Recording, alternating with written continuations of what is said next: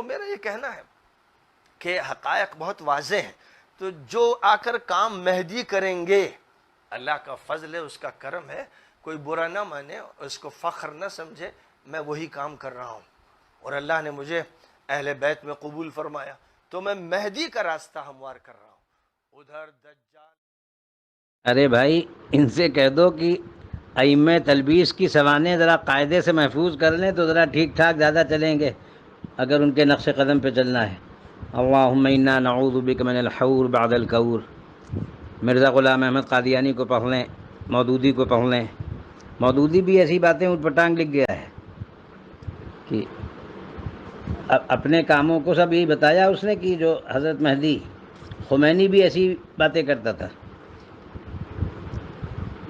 سوائے عصبیت کے اس کے ذہن میں کچھ نہیں ہے، اور لوگ اس بات کو لکھ ہی نہیں رہے، نہ کہہ رہے ہیں کہ بھئی یہ منصور پور کے روافظ کی اولاد ہے، کوئی رفظ کی رمق باقی رہ گئی تھی، کوئی جرثومہ باقی رہ گیا تھا، وہ اب نکل پڑا ہے اس سے۔ اس کے اوپر ڈاکٹر عبدالعلی وغیرہ کا اثر نہیں ہے، بلکہ یہ منصور پور کے رافضی گھرانے سے تعلق رکھتا ہے، وہاں کا زیدی رافضی گھرانہ تھا، اس کی نسل سے ہے یہ۔ اس کی اصل و نسل بتائی جائے طبیعت ٹھیک ہو جائے گی لوگوں کی۔ حکومت جبر و عطوف کی تھی، معاویہ کی جو حکومت تھی بنص حدیث نبوی ملکن عضوض تھی۔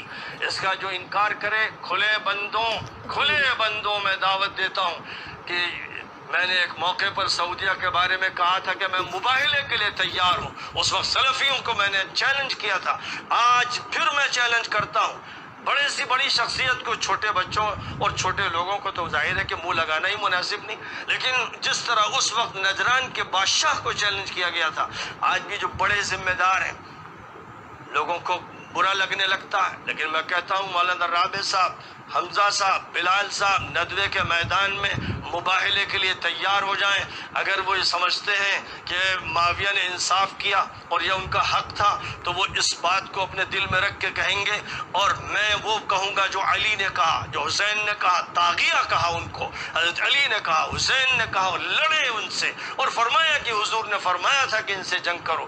میں اس نظریے کو بنیاد بنا کر بات کروں گا، اللہ فیصلہ کرے گا، اللہ کی طرف سے آگ آئے گی، کسی کو جلائے گی، اس کے لیے میں تیار ہوں، ڈنکے کی چوٹ پر چیلنج کرتا ہوں، لیکن میرا چیلنج قبول کرنے کے لیے سب سے بڑا ذمہ دار ہونا چاہیے۔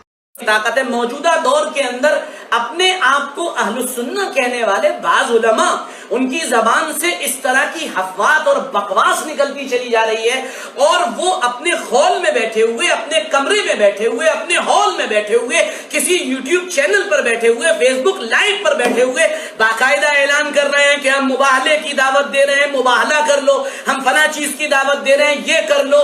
ارے اللہ کے بندے، آپ اس کمرے سے نکلیے اور اپنے اسٹیٹس کے کسی آدمی کے ساتھ سامنے بیٹھیے، بات کریے، قرآن و حدیث کے دلائل دیجئے۔ آپ کمرے میں بیٹھ کر اگر اپنی شان کو بھگارنے کے لیے کسی چیز پر دلائل دیں گے اور دلائل پر دلائل دیتے چلے جائیں گے اور کہیں گے میرے دلائل کا جواب ہی کسی کے پاس نہیں ہے، آ جاؤ، تو یہ تو بالکل اسی طرح کی بات ہو گئی جیسے ایک بڑھیا بادشاہ کے پاس آئی اور آ کر کہنے لگی کہ میرے لڑکے کو کوئی ہرا ہی نہیں سکتا۔ تو اس نے کہا بھائی تمہارے لڑکے کے اندر ایسی بات کیا ہے؟ کہنے آپ بلا کر دیکھ لیے دربار میں۔ بلایا گیا، جب وہ دربار میں آیا، بادشاہ نے کہا بات شروع کی جائے۔ ایک صاحب نے جو بڑے عالم اور قابل اور فاضل تھے، انہوں نے کہا اچھا بتاؤ یہ کیا ہے؟ یہ لڑکا چپ، اس نے کہا یہ سکہ ہے۔ اس نے کہا میں نہیں مانتا۔ اس نے کہا نہیں سکہ ہے، یہ بادشاہ چلاتے ہیں، کہا میں نہیں مانتا۔ اس نے کہا ارے یہ بادشاہ کے خزانے سے نکلا ہے، کہا میں نہیں مانتا۔ جب آپ یہ کہنے لگے کہ میں مانتا نہیں ہوں، تو پھر آپ کے مقابلے پہ ظاہر سی بات ہے دنیا کے اندر کوئی مقابلہ آپ کا کر ہی نہیں سکتا ہے۔ بات ڈرنے کی یہ ہے، بات سمجھنے کی یہ ہے، بقول کسی بزرگ کے کہ تمہارا اللہ کے نزدیک مقام کیا ہے۔ اگر اس بات کو جاننا چاہتے ہو تو سب سے پہلے یہ دیکھو کہ تم کو اللہ نے کس کام میں لگا رکھا ہے۔ تم کو صحابہ پر تبرہ بکنے پر لگا رکھا ہے، تم کو صحابہ کی کمیاں نکالنے پر لگا رکھا ہے، تم کو جناب معاویہ رضی اللہ عنہ کے لیے برے سے برے القاب اور برے سے بری باتیں بکنے پر لگا رکھا ہے۔ اور پھر آگے چلیے اور تھوڑا سا اور آگے چلیے، میں بہت چھوٹا سا، میں طالب علم ہوں، ظاہر سی بات ہے جو صاحب یہ بات کر رہے ہیں میرا ان سے استادی اور شاگردی کا بھی کھلا اختلاف ہے، لیکن بات بات یہ بہت سادہ سا میرا بڑا سوال ہے، ثم بعد ذالک ملک عظوظ، جس لفظ پر سب سے زیادہ وہ چلاتے ہیں، جس لفظ پر سب سے زیادہ شور مچاتے ہیں، کاٹ کھانے والی سلطنت، کاٹ کھانے والی بادشاہت۔ میرا بہت چھوٹا سا سوال ہے کہ جناب امیر معاویہ رضی اللہ عنہ کا دور ہے، یہ حضرت حسن کے بعد سے شروع ہوا ہے، اور نبی پاک صلی اللہ علیہ وسلم نے فرمایا ثم بعد ذالک۔ ثم عربی زبان میں تراخی کے لیے استعمال ہوتا ہے، اور تراخی کا مطلب ثم جہاں ذکر کیا جائے گا اس کے بعد ایک بڑا لمبا دور گزرے گا، ایک بڑا لمبا پیریڈ گزرے گا، اس کے بعد وہ دور شروع ہوئے گا۔ عام طور پہ ثم کا استعمال اس لیے ہوتا ہے۔ تو حضرت حسن رضی اللہ عنہ نے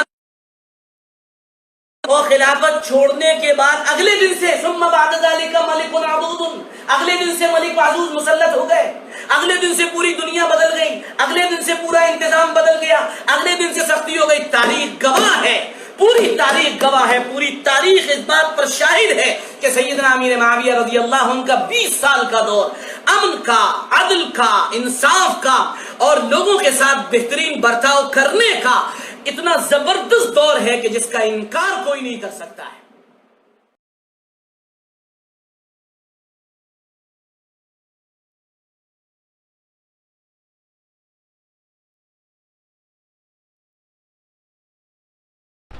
بسم اللہ الرحمن الرحیم، الحمدللہ رب العالمین والصلاة والسلام علی سید المرسلین وآلہ وصحبہ اجمعین، اما بعد۔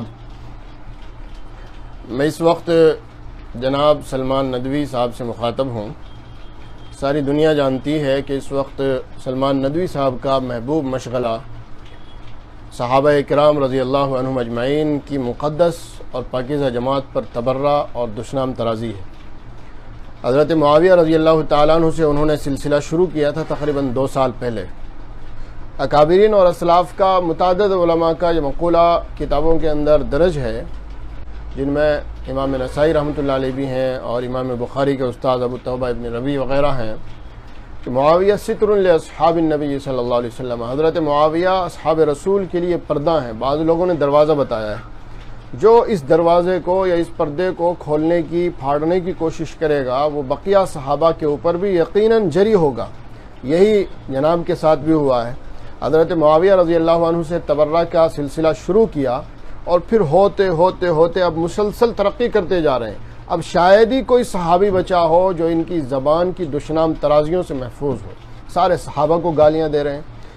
حضرات شیخین بھی ان کی زبان سے محفوظ نہیں ہے۔ اپنی کتابوں میں اور اپنی تقریروں میں انہوں نے حضرات شیخین کو بھی مطعون کرنے کی کوشش کی ہے۔ اگر کسی کو یقین نہ ہو تو کتابیں دیکھ لیں، ان کی تقریریں سن لیں، ہمارے پاس ثبوت موجود ہیں۔ مثلا حضرات شیخین کے اوپر یہ الزام لگایا کہ انہوں نے حضرت علی کا حق، جو خلافت حضور کے بعد خلافت حضرت علی کا حق تھی، تو شیخین نے اسے ہتھیایا۔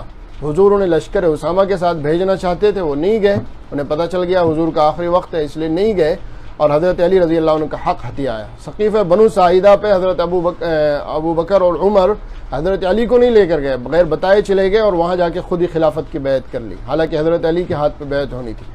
اس طرح کی باتیں کہ آخری وقت میں حضور نے قلم اور کاغذ مانگا، حضرت عمر نے منع کر دیا، یہ سب باتیں شیعہ کتب سے انہوں نے لی ہیں، اور یہ شیعوں کے اعتراضات ہیں۔ شیعہ حضرت ابو بکر کو بھی کافر کہتے ہیں معاذ اللہ، حضرت عمر کو، حضرت عثمان کو، ام المومنین عائشہ صدیقہ رضی اللہ، ان سارے صحابہ کو کافر اور نہ جانے کیا کیا کہتے ہیں شیعہ۔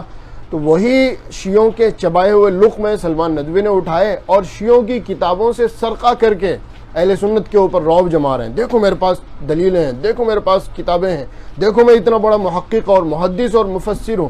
ارے جناب ساری دنیا جانتی ہے جو باتیں آج کر رہے ہیں شیعہ ان باتوں کو 1400 سال سے کرتے ہوئے آ رہے ہیں، اور یہ شیعوں کی کتابوں میں لکھی ہوئی ہیں، بھری ہوئی ہیں۔ اگر آپ کہیں آپ نے جو بکواسات کی ہیں، الحمدللہ ہم شیعوں کی کتابوں سے وہ ساری باتیں من و ان بالکل بعینی دکھا سکتے ہیں۔ آپ یہ رعب کسی اور کے اوپر جمائیں۔ شیعوں کی کتب سے حوالے نقل کرنے کے بعد، شیعوں کی کتب سے سرقہ کرنے کے بعد اہل سنت پر رعب جما رہے ہیں، تو صحابہ کرام پر تبرہ کرتے جا رہے ہیں۔ پچھلے سال یہ سلسلہ جب آپ کا چل رہا تھا تو آپ کی زبان روکنے کے لیے بہت سارے لوگوں نے سمجھانے کی کوشش کی، بڑے بڑے لوگوں نے سمجھایا، لیکن آپ نہیں مانے، اور بلکہ ماننے کے بجائے آپ نے مزید جو سمجھانے والے تھے انہیں اپنا دشمن سمجھ کے انہیں کے خلاف مغالطات بکنے شروع کر دی۔ نتیجہ یہ ہوا آپ کو ذلیل کر کے دھکے مار کر ندوۃ العلماء جیسے اہل سنت کے ادارے سے باہر کر دیا گیا۔ اب آپ کے پاس کوئی راستہ نہیں بچا، آپ اپنے 10x10 کے کمرے میں بیٹھ کر آپ نے کیمرے کے سامنے پھر سے مغلظات کا سلسلہ شروع کر دیا۔ جب آپ کی زبان نہیں رکی تو ہم نے گزشتہ سال آپ کا چیلنج قبول کیا تھا مناظرے کا، تحریر کے ذریعے بھی، تقریر کے ذریعے بھی۔ جب چیلنج قبول کیا گیا، چاہیے تو یہ تھا آپ مناظرہ کرتے، لیکن آپ نے فرار اختیار کرنے میں ہی عافیت سمجھی اور آپ میدان چھوڑ کر چلے گئے۔ ہم نے سمجھا کہ چلو کم از کم اگر توبہ نہیں کرتے تو اس زبان کو خاموشی رکھیں، لیکن ہوا یہ کہ 1 سال کے بعد ٹھیک اس سال ماہ محرم میں آپ نے وہی بکواس پھر سے، بلکہ اور زیادہ بڑھا چڑھا کر آپ نے پھر سے بیان کرنی شروع کر دی، صحابہ کو پھر مطعون کرنا شروع کر دیا۔ حضرت معاویہ، عامر ابن عاص، مغیرہ ابن شعبہ رضی اللہ عنہم اجمعین سے ہوتے ہوئے اب آپ حضرت ابو ہریرہ رضی اللہ تعالیٰ عنہ تک پہنچ گئے۔ کہہ رہے ہیں ابو ہریرہ جو امت کا سب سے بڑا مایہ ناز معتمد محدث ہے اس امت محمدیہ کا، آپ نے اسے مطعون کر دیا۔ وہ حدیثیں گول کر دیا کرتے تھے، وہ بنو امیہ کے ڈر سے حدیثیں نہیں بیان کرتے تھے، وہ تو درباری ملا تھے، سرکاری مولوی تھے۔ یہ آپ کے گندے الفاظ ایک عظیم صحابی کے بارے میں کون مسلمان ہے جو برداشت کر سکتا ہے ان باتوں کو؟ اس لیے آپ کی یہ بکواس دیکھ کر ہم سمجھے کہ شاید آپ نے مناظرے کی تیاری کر لی ہوگی 1 سال میں۔ اگر آپ نے تیاری کر لی ہے تو پھر سے 2 ہاتھ ہو جائے، آئیے تشریف لائیے میدان مناظرہ میں۔ چیلنج آپ کا ہے، ہم نے چیلنج نہیں کیا، آپ کا چیلنج ہم قبول کر رہے ہیں اہل سنت والجماعت کی طرف سے۔ آئیں میدان میں بیٹھیں اور بیٹھ کر مباحثہ کر لیں۔ آپ جن باتوں کو دلیلیں کہہ رہے ہیں، میدان میں جب آئیں گے، کتابیں سامنے ہوں گی، علماء کا مجمع ہوگا، تو آپ کی حقیقت ساری دنیا کے سامنے آ جائے گی کہ جن باتوں کو آپ نے دلیلیں بنا کر امت کو گمراہ کرنے کی کوشش کی تھی، وہ باتیں دراصل شیعوں کے چبائے ہوئے لقمے تھے جو آپ نے ان کی کتابوں سے سرقہ کر کے اہل سنت کے اوپر رعب جمایا تھا۔ تو میں آپ سے گزارش کروں گا کہ پھر سے آپ نے یہ باتیں شروع کی ہیں تو چلیے ٹھیک ہے، آپ نے 1 سال میں تیاری بھی کر لی ہوگی مناظرے کی، تو آئیں میدان میں آئیں۔ گزشتہ سال ہم نے جو تحریر لکھی تھی اس میں ہم نے 2 شرطیں لگائی تھی، یا تو آپ آئیں، اب کی بار بھی وہی کہہ رہے ہیں، یا تو آپ تشریف لے آئیں ہمارے ہاں۔ اگر آپ آتے ہیں تو آپ کی جملہ اخراجات، آپ کے قیام و طعام کا نظم، یہ انشاءاللہ ہمارے ذمہ ہوگا۔ اور اگر آپ نہیں آتے تو ہم آ جاتے ہیں لکھنؤ، آپ کہیں کہ آپ لکھنؤ آ جائیں، ہمیں لکھنؤ آنے کی دعوت دیں تو ہم انشاءاللہ لکھنؤ آ جاتے ہیں۔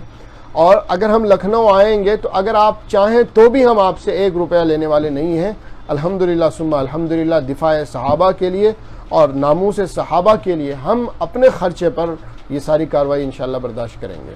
تیسری شکل جو آپ کی پسندیدہ بھی ہے، محبوب بھی ہے، اگر سفر وغیرہ کا بہانہ ہو لاک ڈاؤن کی وجہ سے، تو پھر تیسری شکل یہ ہے، نہ آپ سفر کریں نہ ہم کریں، آپ اپنی جگہ ہم اپنی جگہ آن لائن گفتگو کر لیتے ہیں، آن لائن مناظرہ ہو جائے، ساری دنیا دیکھے، ساری دنیا کے سامنے آ جائے گی بات۔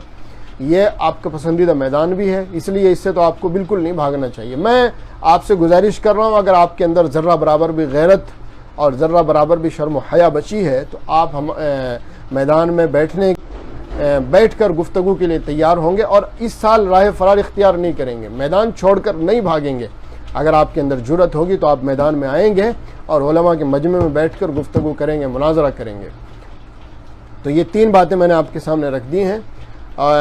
گزشتہ سال مناظرے سے بچنے کے لیے آپ نے اپنے حواریین کے ذریعے ایک بات پھیلائی تھی کہ میں بڑا ہوں، میں نے بڑوں کو چیلنج کیا، میں اتنا بڑا ہوں، میرے سے بڑا تو کوئی ہے ہی نہیں، میں تو جبرائیل امین سے بھی بڑا ہوں معاذ اللہ۔ یہ سب باتیں آپ نے پھیلائی تھی، لیکن میں آپ سے کہنا چاہتا ہوں اب بھی اگر اتنی ذلت، اتنی رسوائی اور اہل سنت والجماعت، اہل حق کی طرف سے اتنا شرمسار اور ذلیل کیے جانے کے بعد اگر اب بھی آپ کے دل و دماغ میں کہیں اپنے بڑے پن کا یہ وسوسہ ہو تو آپ لا حول پڑھ کے جو ہے اپنے اوپر دم کر لیا کریں، انشاءاللہ یہ وسوسہ نکل جائے گا، کیونکہ آپ کی حقیقت اور آپ کی ویلیو اور آپ کی اوقات اس وقت کتنی بچی ہے وہ ساری دنیا کے سامنے ہے۔ آج اہل سنت والجماعت کا کوئی چھوٹا سا مکتب اپنے بچوں کو قاعدہ پڑھانے کے لیے بھی آپ کو رکھنے کے لیے تیار نہیں ہے۔ آپ اتنے بڑے محدث اور محقق ہیں اہل سنت کی نظر میں، اس لیے آپ سے گزارش کریں گے تشریف لائیں اور میدان میں بیٹھ کر مقابلہ کریں، اپنے دلائل کی روشنی میں ثابت کریں آپ جو بکواس اور جو افواہات آپ جو کر رہے ہیں۔